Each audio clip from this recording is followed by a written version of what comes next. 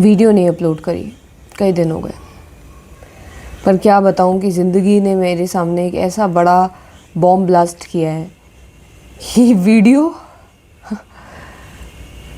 क्या करूं, समझ में नहीं आता। आज तक मेरे जितने भी लाइफ के पर्सनल इश्यूज़ थे, कभी भी मैंने किसी से नहीं कहे, अकेले ही उससे डील करके जब रिकवर हो जाती थी तब बाहर जाती थी दुनिया में।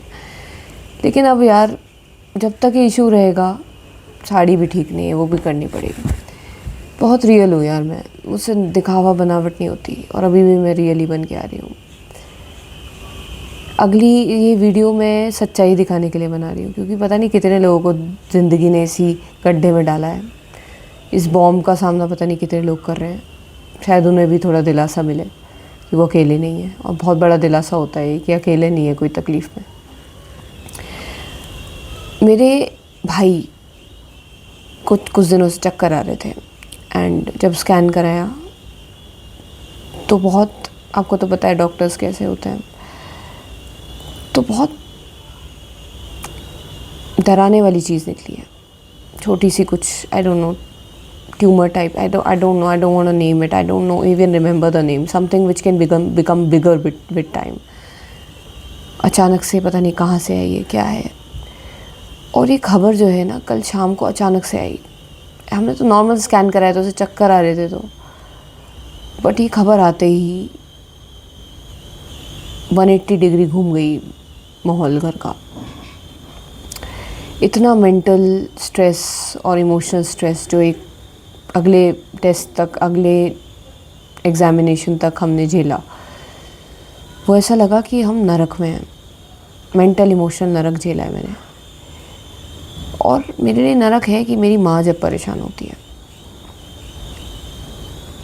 मैं कुछ भी देख सकती हूँ पर अपनी माँ को दुखी नहीं देख सकती।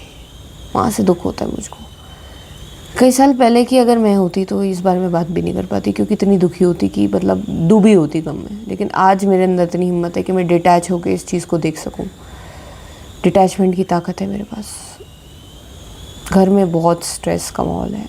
आई मीन, मैं रह भी नहीं पा रही हूँ, इतना हैवी माहौल चल रहा है इस वक्त।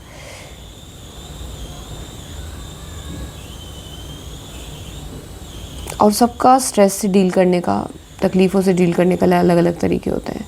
कोई नशे का सहारा लेता है, कोई पूजा का सहारा लेता है, कोई डिटैचमेंट का सहारा लेता है। मैं डिटैचमेंट वाली हूँ। जब भी कोई तकलीफ़ आती है मैं अंदर भागती हूँ। उस तकलीफ़ से अटैच नहीं होना होता मुझे, and I just want to be separate from it. I want to make some distance between, create some distance between me and that problem that is in my life right now. भाई से attach हूँ, माँ से attach हूँ, क्योंकि कितने साल गुजारे उनके साथ, कितने सारे पल, समय की बात नहीं है, कितने पल बिताए उनके साथ।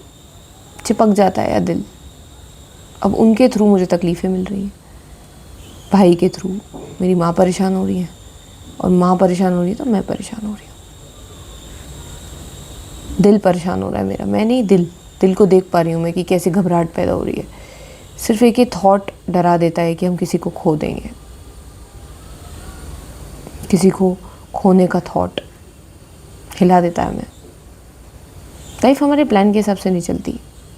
हम कुछ और प्लान कर रहे हैं, लाइफ तो कुछ और, लाइफ का कुछ और प्लान होता है।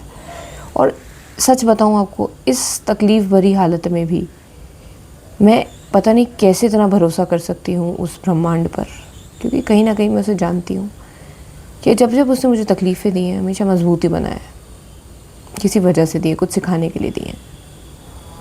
और वो उसकी हर एक्शन भले के लिए होता है। इतना अंधा विश्वास पता नहीं कैसे हो गया मुझे उस पर। बहुत अंधा विश्वास है मुझे उस पर। I mean, I am just to believe, I believe too much in him. मुझे पता है कि कुछ भी ऐसे नहीं होता, सब कुछ भले के लिए होता है। एंड राइट नाउ मेरी लाइफ जैसे सीरियल में सीन चल रहे होते हैं ना, मेरी लाइफ मुझे ये सीन दिखा रही है। अभी डील कर रही हूँ उससे।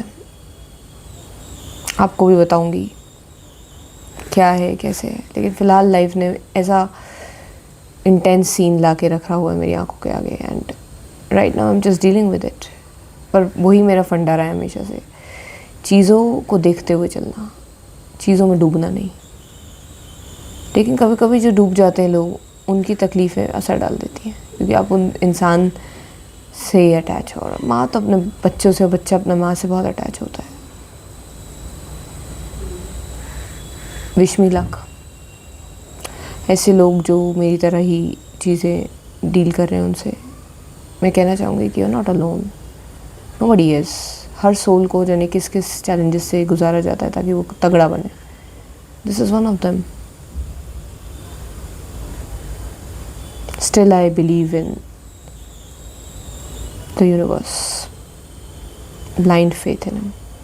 I know whatever he's doing it for the best. I never doubted it. I could never able to doubt him. मेरी सबसे बड़ी कमज़ोरी है कि मैं कभी शक नहीं कर सकती भगवान पर, यूनिवर्स पर। जो नाम, जिस नाम से बुलाना चाहो बुला लो, शक ही नहीं होता मुझे कभी।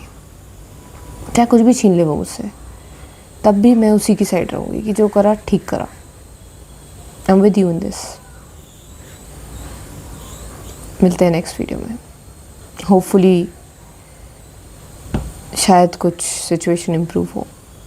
I will update you.